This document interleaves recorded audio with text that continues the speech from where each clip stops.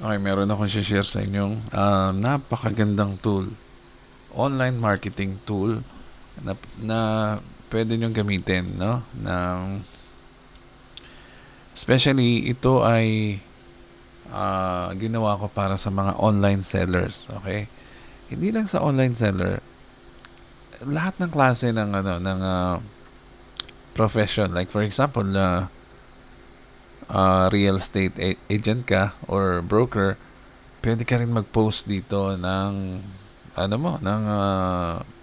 property mo na binebenta, no? So basically parang similarly din to, e-commerce website na parang Lazada, Shopee or Amazon.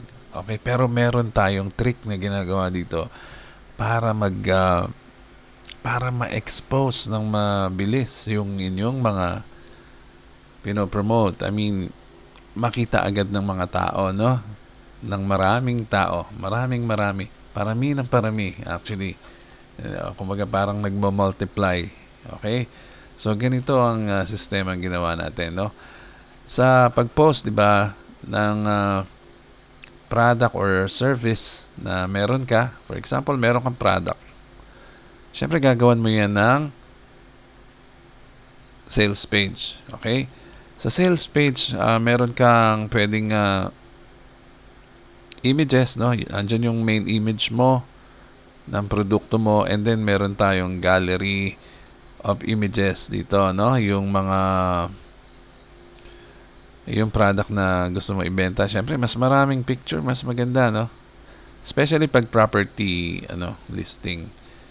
Siyempre, andyan yung mga pictures, yung mga rooms, yung mga section ng bahay na binebenta mo, ipopost, ilalagay mo dyan sa page, no? And then, pwedeng video rin to, no? So, ganun, yung parang sales page, parang landing page, no? Ganyan din yung ginagawa natin ng una. So, gagawin mo, mag-upload ka lang at ilalagay mo yung mga photos. And then, syempre, ilalagay mo yun ng title. Gagawan mo ng title. Okay? And then, yung description, syempre, nandyan yung description ng product or service na binebenta mo. And then, andyan yung button, yung buy now button, no? Hindi mawawala yan. Syempre, andyan din yung price. Okay? Usually, yung price nakabungad dyan, no? Lalagay na lang natin dito. Price na yan dito. Yan. So, nandyan yung price, title, and then description, etc., no? And then, so, pag pinindot nila yung buy button, lalabas syempre dyan yung form, no? Submit form. Usually, dito sa Philippines ay COD, no? Yung mga yung mga bentahan dito sa atin, usong-uso yung COD.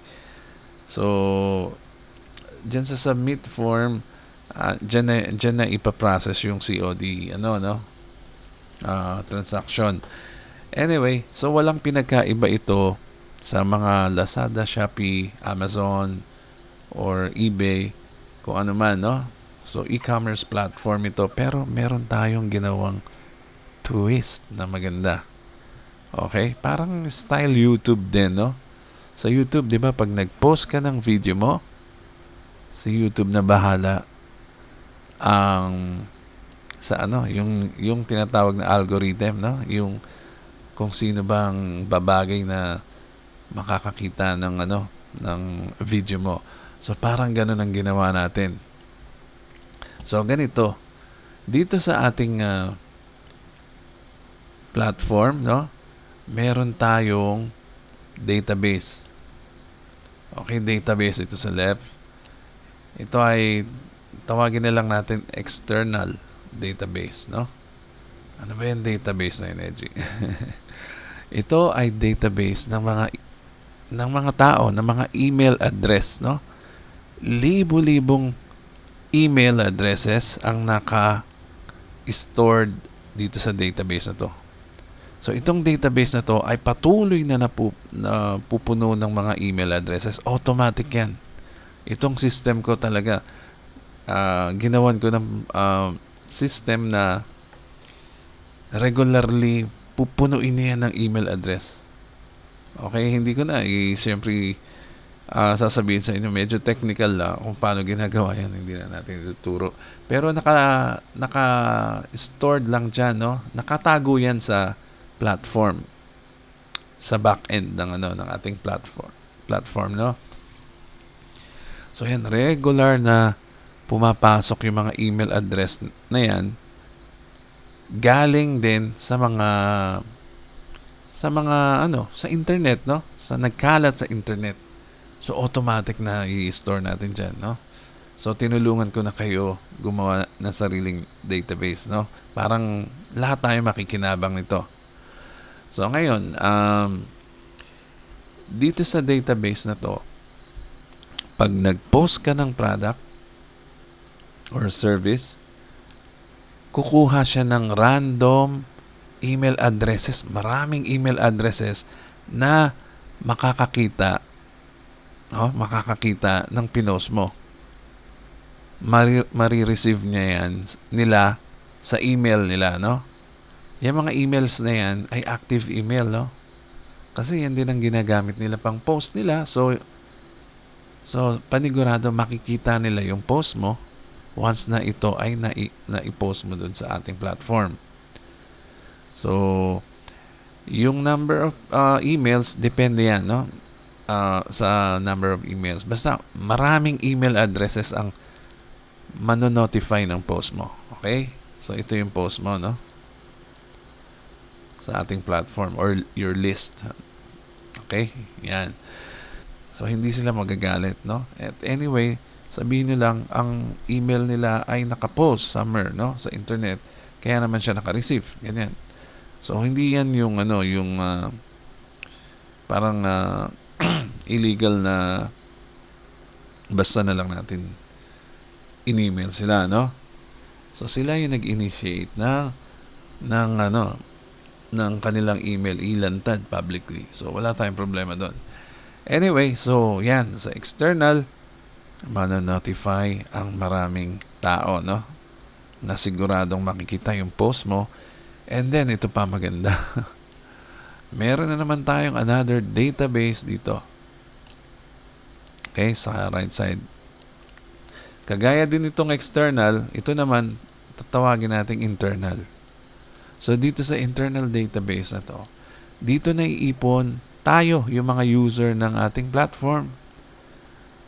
Lahat ng user, lahat ng naging customer dito sa platform na to, ay maiipon ng email palaki yan ng palaki, palobo ng palobo, parami ng parami, no?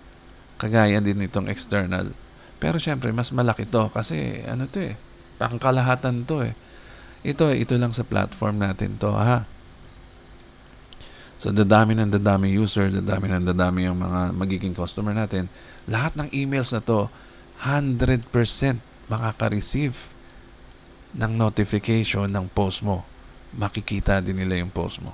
Okay? Lahat tayo makakakita niyan. Pati ako actually. Kasi member din ako dyan, no? So, yan. Ito 100%, ha? Tandaan nyo, ha? Lahat ng user malalaman, ay, si Pedro nag-post. Okay yan, sabi na Pedro. Baka maging customer mo rin yung isa, dalawa, tatlo sa mga seller din dyan or another customer din, no? So, maganda dahil parang tinulungan ka na ng system makita agad yung post mo, no? Hindi yung parang magpo-post ka sa social media na wala man lang isa, dalawa, tatlong nag-view ng post mo, no? So, parang Lonely Planet yung pinuntahan mo dahil ayaw na makita ng mga friends mo yung yung mga binebenta mo. Naiinis ba sila? Parang ganun. So, dito sa platform natin, pag once na nag-post ka, siguradong makikita ng external audience natin at 100% ng internal audience natin. So, napakagandang email marketing tool ito, no? Nag-post ka lang ng product or service mo, yan, malaki na kagad yung audience na makakakita niyan. Tandaan nyo, ang email marketing ay napaka-importante, no? Simulat sa pool na imbento ang internet. Diyan tayo nag-start sa email accounts, no? Lalo na ngayon, napaka-importante ng email dahil ginagamit natin yan sa pag-register sa bank, pag-register sa mga social media platform. Ginagamit natin lagi email address, di ba? Hindi mawawala yan. So ayan, bali meron ka ng email marketing tool instantly na free mo magagamit dito sa ating platform, no? Andiyan na yan, naka-built-in na yan, kumbaga. So, kung gagawa kayo ng sarili nyo o magbabayad kayo ng platform, napakamahal ng service niyan. Samantalang dito, instantly magkakaroon ka na. And then, ito pa maganda, no? Pag nag-post ka ng isang product dito sa platform natin, magkakaroon ka na automatically ng online shop. Kumbaga, every post na ipinopost mo, 1, 2, 3, 4, kung ilan man yung produkto na tinitinda mo, makikreate mo agad, hindi automatic na to yung online shop mo. Magkakaroon ka kagad ng sarili mong online shop automatically. Kunyari ikaw si Pedro, okay? Kunyari ikaw si Pedro, automatically yan. Kahit ano itinitinda mo, maiipon dyan lahat ng post mo, no? So, meron ka ng online shop. Andyan na lahat, naka-showcase na yung mga products mo. Hindi ka nagagawa, hindi ka na magsa-set up niyan. Automatic yan. Meron ka kagad. Tapos yung website address mo, di ba? https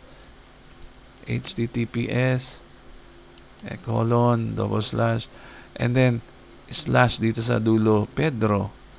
O, di ba? Automatic na yan. Once na nag-post ka ng kahit isang product, okay? And then sumunod. Lahat ng product na yan ay automatic doon sa online shop mo papasok. So, napakaganda, no? So, pwede mo nang i-share yung link mo sa social media, kung saan man, sa mga post mo sa social media para makita nila kung ano ba yung mga paninda mo, no? So, napakalaking tulong nito sa mga online sellers. Okay, lalo na sa mga property agents, ganyan, sa mga brokers. So, magkakaroon ka kagad ng single page na shop mo or tawag dito parang hub, no? Parang sarili mong space para paglagyan ng mga kung ano man ang tinitinda mo online. So, di ba? Okay? Yan ay napaka-useful sa tingin ko dahil inumpisan ko na to. Siyempre, sino pa mauunang gumamit? Di yung gumawa. So, ginagawa ko muna, tinetest ko to daily at sa tingin ko nag-work. Okay? So, pag nag-work, nakita ko nag-work sa akin, di ganun din sa inyo. Huwag kayong mag-alala dahil wala nang setup, wala nang registration dito. Basta mag-post ka lang na kagaya sa Facebook. Okay? Kukuha ka ng picture, ipopost mo, lalagay mo ng description. Parang gano'n. O kaya sa YouTube, lalagay ka ng video, lalagay ka ng images, tapos maipopost mo na agad-agad nang hindi na kailangan mag-register. Okay? Sa platform. Kumbaga, wala nang registration na gagawin. Directly magpo-post ka lang. So, ginawa ko tong napakasimple, minimalist, ganyan.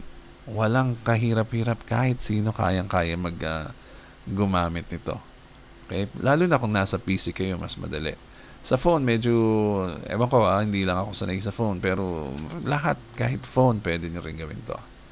Okay, so, tingnan nyo kung makakatulong ito sa inyo.